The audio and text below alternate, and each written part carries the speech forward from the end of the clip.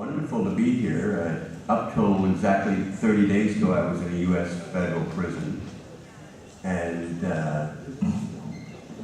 I really deserve to be there, in a way, because my whole adult life, I've been trying to break these bad laws about the prohibition of marijuana. And let me tell you a little bit about Canadian history. Jody's going to speak about the more recent political developments. But in 1985, a report by the government said that Canada had about 500 head shops, which are places you might know that sell paraphernalia, bongs and pipes and this sort of thing. And we were getting magazines from the United States like High Times, and we had some grow books, and there was these things in stores. And then in 1987, the government of Canada made everything illegal. I mean, everything. Marijuana was already illegal, and you could and still can get up to 6 months in jail or up to $2,000 for a fine for just possessing marijuana. And we'll talk about what that policy is like today, but it has basically always been that policy in Canada. But when they made books like High Times or grow books and magazines illegal, and they made these bongs and pipes illegal, they actually made it so that the fine for selling them was $100,000, 50 times greater than the fine you would get for actually possessing marijuana. It was a book, so all the books and magazines about marijuana disappeared immediately. And those 500 shops that were selling paraphernalia all had visits by the police, and the police told them they will have to shut down as their business license was being canceled and they were acting against the law, and they were given a very short time to close up, 30 to 60 days. So by 1987, in Canada, all books and magazines were illegal and unavailable, and there were no stores selling pipes or paraphernalia or anything like that at all.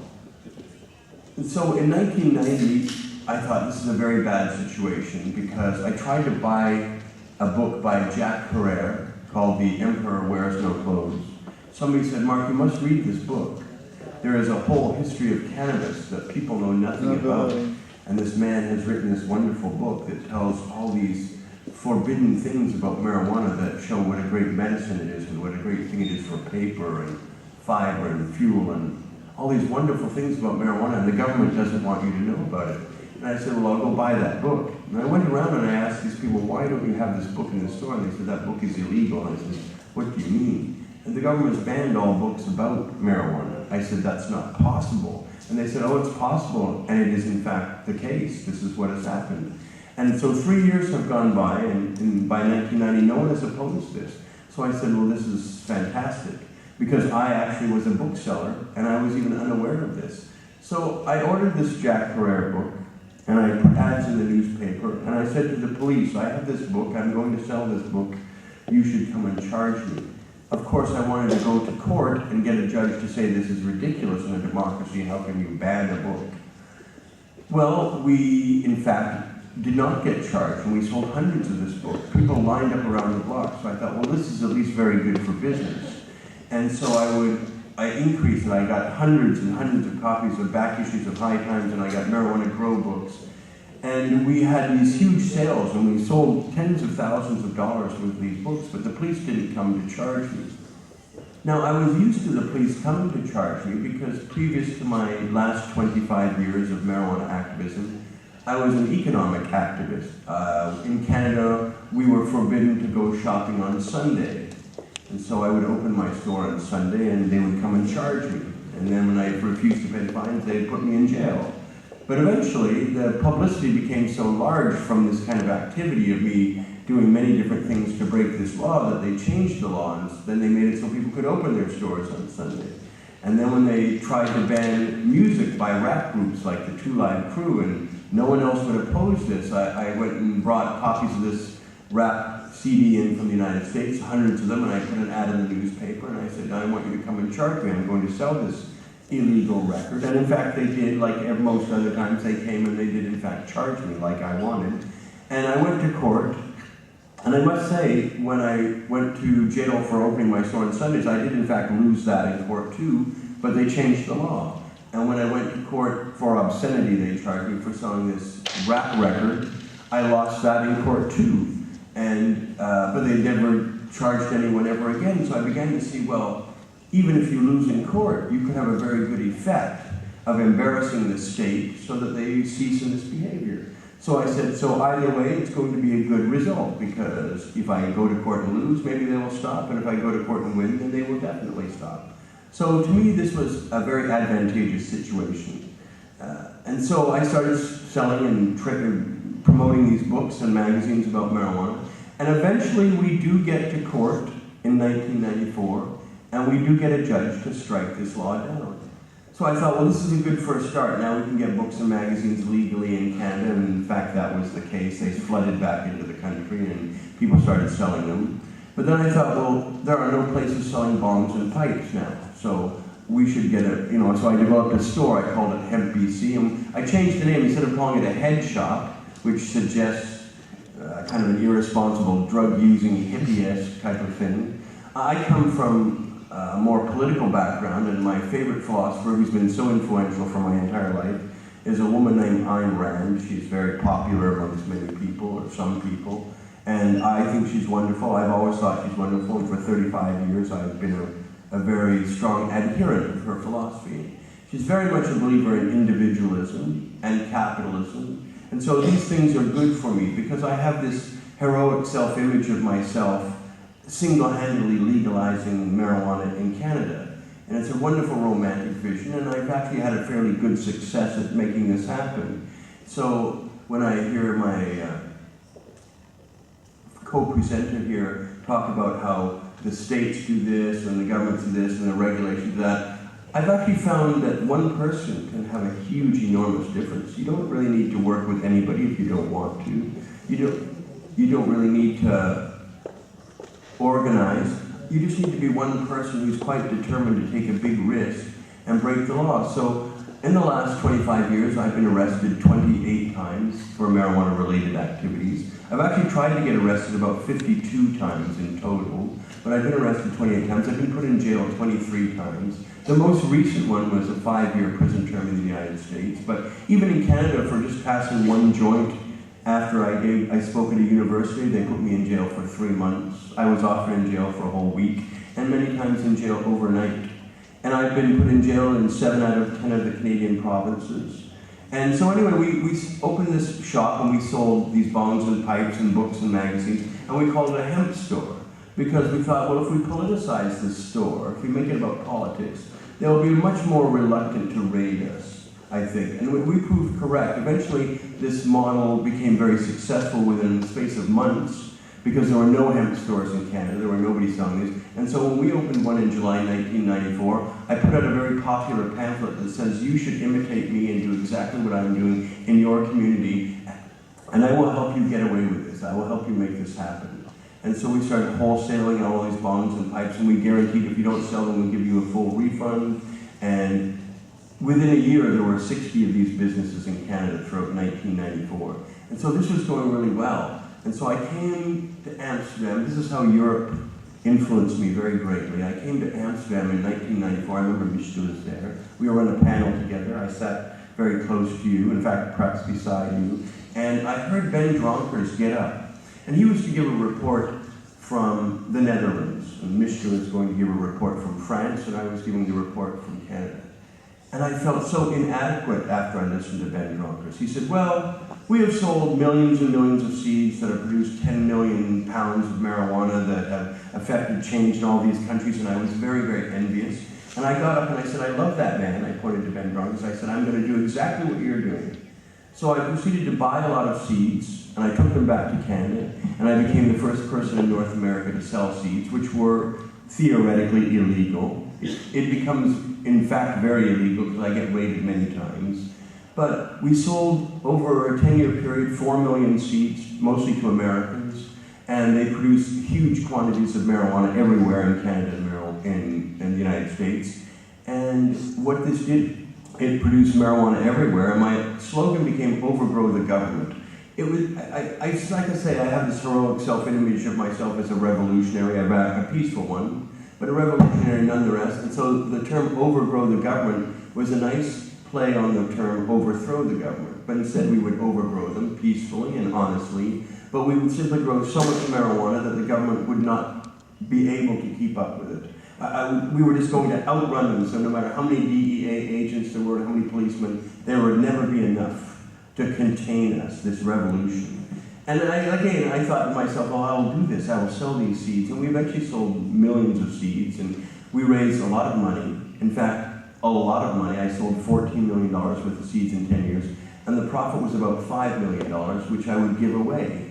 So in 1998, I gave money to pay for the signature gathering in Washington, D.C. that put medical marijuana on the ballot, and it was successful.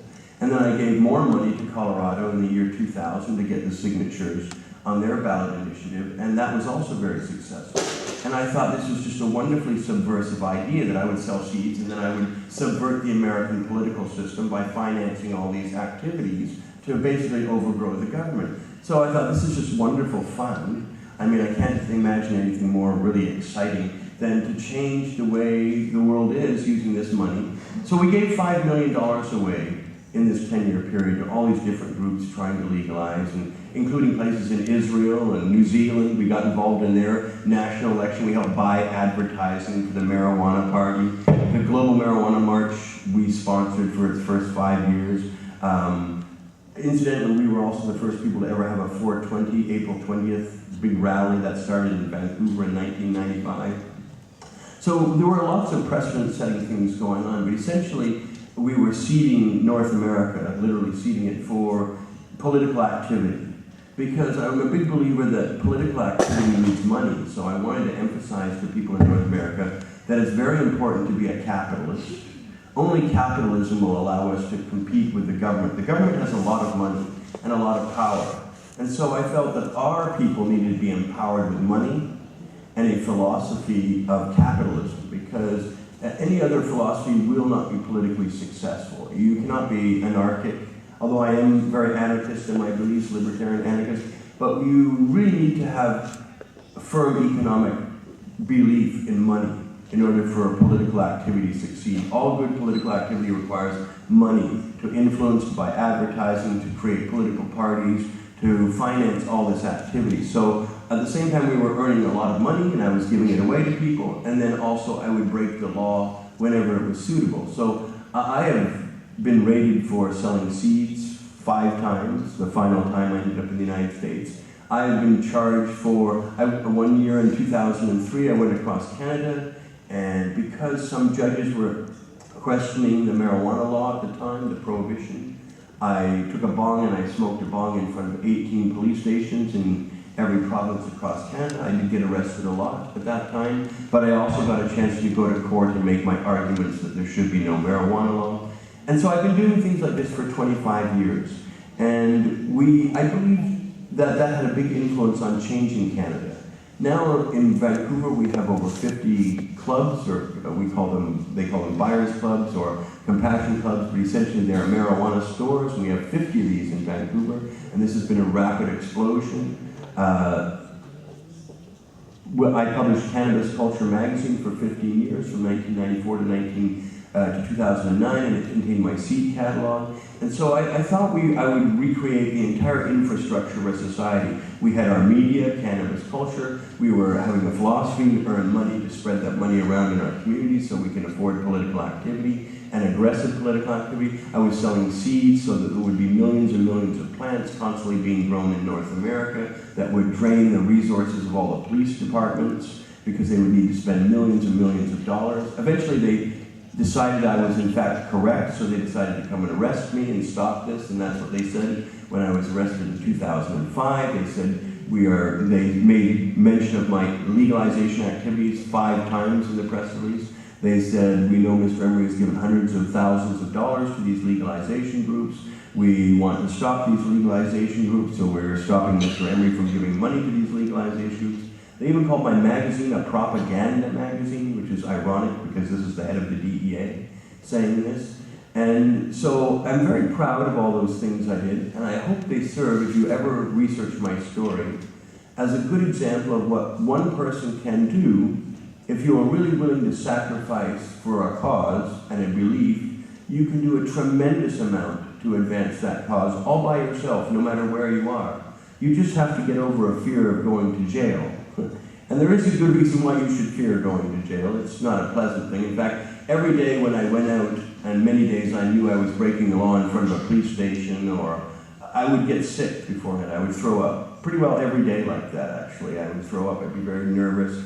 And especially if I knew I was going to get arrested. If they were going to come and take me away and put me in jail because I was notorious for this, they would try and deny me bail, they would try and keep me in jail, or they would give me very long sentences, like 3 months for passing one joint. I received as recently in 2004. That's a tremendously unusual sentence to get in Canada for passing one joint, but I would get those sentences. So I had to be prepared to sacrifice a lot, but I feel a tremendous amount was gained. And I hope that that example inspires people, that even if you're just one person, you can do a tremendous amount to change your world, your environment, your society, and inspire others to do the same thing. Because I think more than anything, the state fears civil disobedience, even more than is the most effective method, because you get a chance to make your case to the public. If the public is sympathetic, it tends to be a very negative thing for the political establishment to experience. You find other people who support you through the media and through what you do, and you inspire other people to be courageous and brave also. I find that Canadians are much more willing than most people to go to jail for the cannabis movement. A lot of Canadians don't have a fear of this, because I set a good example by being a happy, pleasant fellow. When I get out of jail, I'm never bitter or unhappy, or I don't regret it. Like when I said I deserve to be in the United States federal prison, it's because I expected that sooner or later the big demon would come to get me, because we were very effective. So I will let my wife tell you about how the current situation is in Canada. Jody has done a tremendous job. In the time I was in jail, I'm so pleased to get out and find that she has really advanced our work considerably and has become very capable and talented. So I am very proud to hand over the microphone to my wife, Jody Emery.